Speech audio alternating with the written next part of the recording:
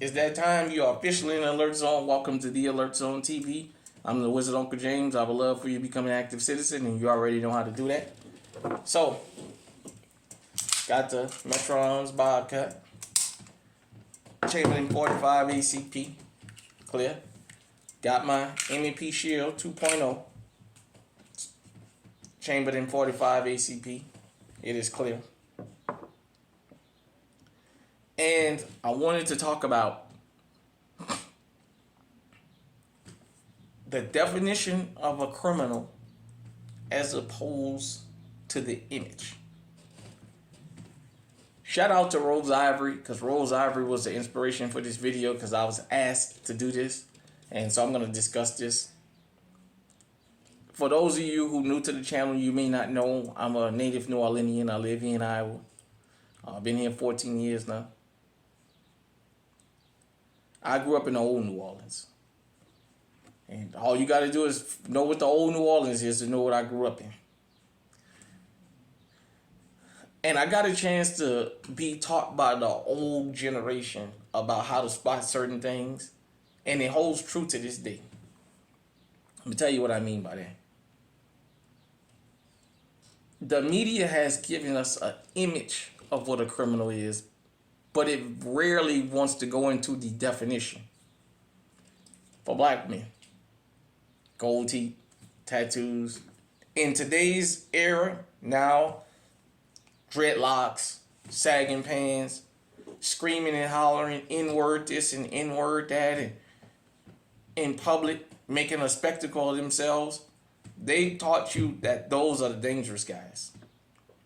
But if you really understand people that's into that life, the teachers used to say back when I came up, empty wagons make all the noise.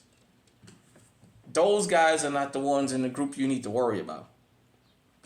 The quiet one that's in the back, that stands back there and don't talk much, don't say much, looks out of place. Almost to the point where people feel like this particular guy is just running with the group because he's a follower. That's the guy you got to watch. That's the killer right there, 9 times out of 10. That's the one who's planning the crimes that they getting away with 9 times out of 10. I'm telling you what I know. The quiet dude that don't say much is the one you always got to watch. Go and watch the first 48 if you don't believe me. And look at how they say some of these guys, he was quiet. We never would have known him to be like that. We would have picked this guy or those guys as the quiet one who don't say nothing. Shout out to Eddie Griffin. Eddie Griffin did a special probably about 10 years ago or so where he talked about that in the club.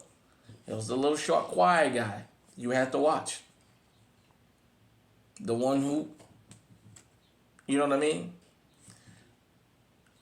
In white society, they tell you the cat burglar is going to be the guy with the little mask around his eyes.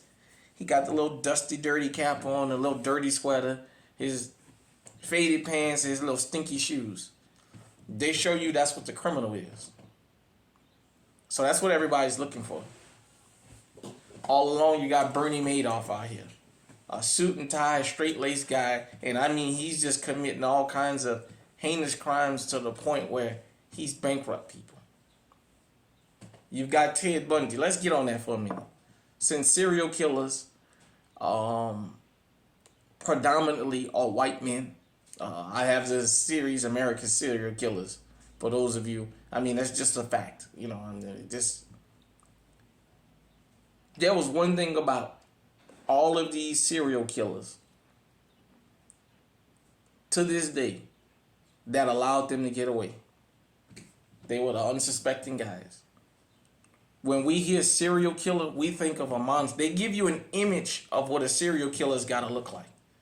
It's got to be this just big husky Hulk type guy that just walks around mean so much to the point where people see him and run. But that's not how serial killers operate. The black ones, the white ones, the Hispanics, you never see them coming. You never would guess when Ted Bundy got caught that Ted Bundy was a serial killer. The handsome white fella. Jeffrey Dahmer was a white supremacist. It's just what it is. He was a cannibal and he was a stone killer. And to look at Jeffrey Dahmer, you never would have suspected somebody like Jeffrey Dahmer to be a monster.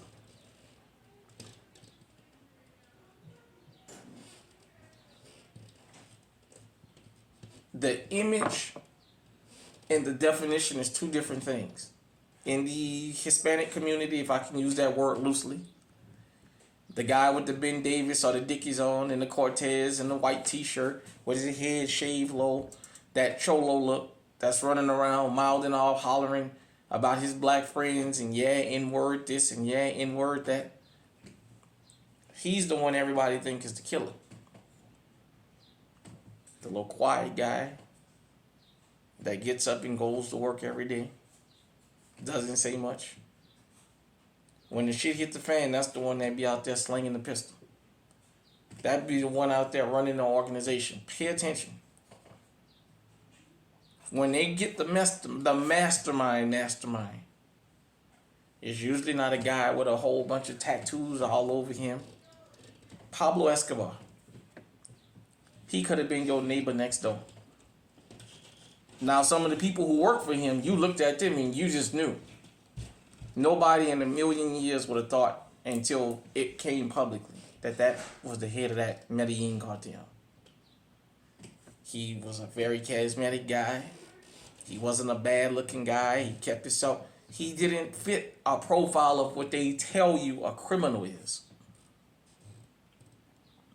The same in the Asian community. The same in all communities. 9 times out of 10, the most dangerous people in the community is the most unsuspected. Dennis Rader, the BTK killer, was a church-going dude, and had he not got too cocky and bragging about what he was doing, they never would have caught him. They never would have suspected in a million years that man was the BTK killer.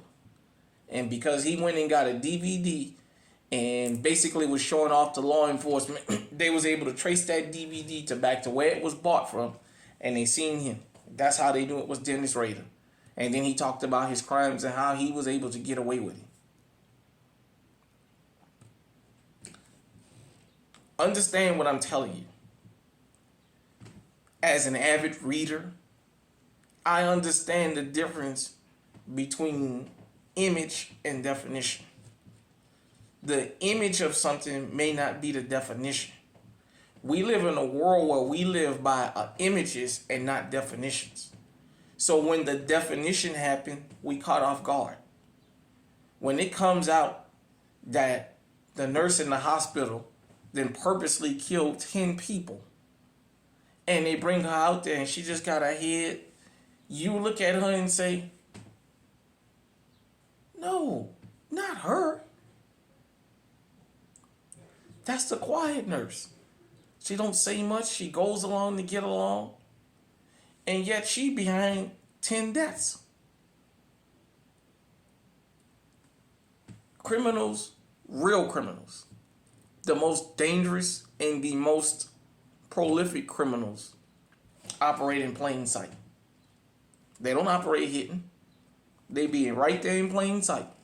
You can sit down at Starbucks and have a cup of coffee with a stone killer and you won't know it. Because your guard is down and you're looking for the image of what a killer looks like. For the R word, because you know how YouTube is. When you're looking for serial R words, you're looking for this dude that is just out of place. And usually it's the guy in the neighborhood that everybody just know. And he's the one roaming around doing all this kind of foolishness. And nobody suspects it. We as American citizens, but as citizens all over the world, because this is a worldwide movement, have to understand something. image and the definition don't always go together. I'm not going to tell you people that fit a particular image is not involved in that thing. What I'm telling you is don't overstress that. Don't overthink that because this particular group fits an image. That they are the people you need to be worried about. Because it could be another quiet group that sits around there that is just the stone, just the mob. I'll give you an example. The Italian mobsters. If you saw those guys out in public in their suit and ties and one or two of them by themselves, you never would suspect they was as brutal as they are. That's how the mob wars went on for so long. If you remember, back in the Capone days, those guys wore suits and ties. A lot of those guys was never suspected of being gangsters, but they were. In this day and age, we expect criminals to look a certain way, and we expect criminals to be something based on an image we have been given.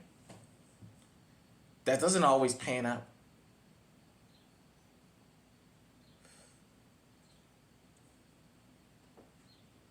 When we think about domestic violence, we think about men, cowardly men beating on women. But we never think about the fact that it has been proven there's more domestic violence in female-on-female relationships than there are heterosexual relationships. But that's because the image of domestic violence is a man smacking a woman, a man torturing a woman.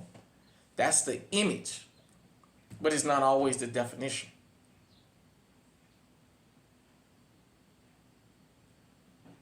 Serial killers. The image of a serial killer is a white man. When Derek Todd Lee turned out to be the Baton Rouge serial killer, everybody was in awe. When the DC snipers turned out to be black, everybody was in awe. Because we have been fed an image and not a definition. Now, understanding that yes, most serial killers are white, it makes you say, just like hearing drive-by shooting. When you hear that, automatically you assume that's black folk. Drive-by shooters are black. Serial killers are white. Stabbers are Hispanic. Terrorists are Arab. That's what we've been programmed as American citizens, but citizens around the world. We've been programmed that when a black guy walks up, for women, you snatch your purse. For men, if you're holding your wife's hand, you hold it tighter.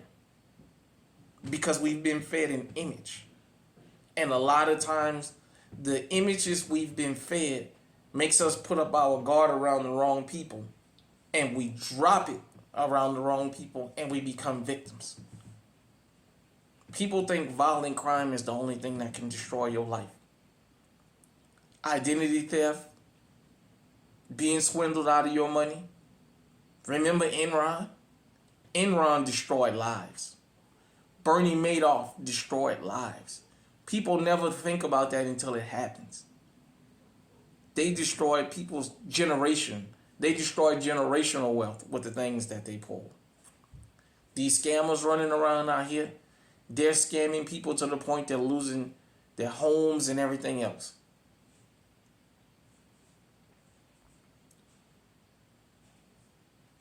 I'm going to say this and I'm going to end this. You have to be careful out here. You just do. You can't always assume that you're in a good place because the people in that place don't fit a certain image.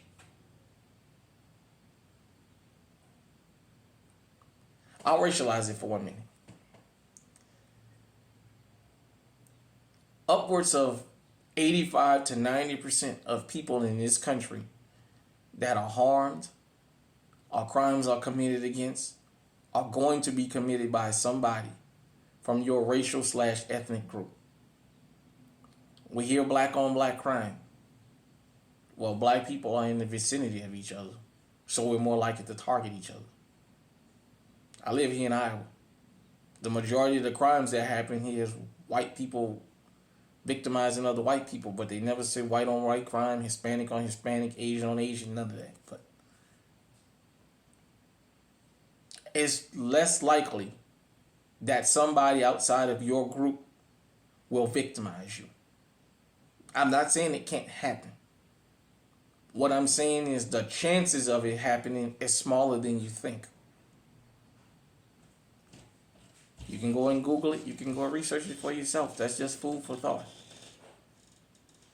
Once again, the image of a criminal and the definition is two different things.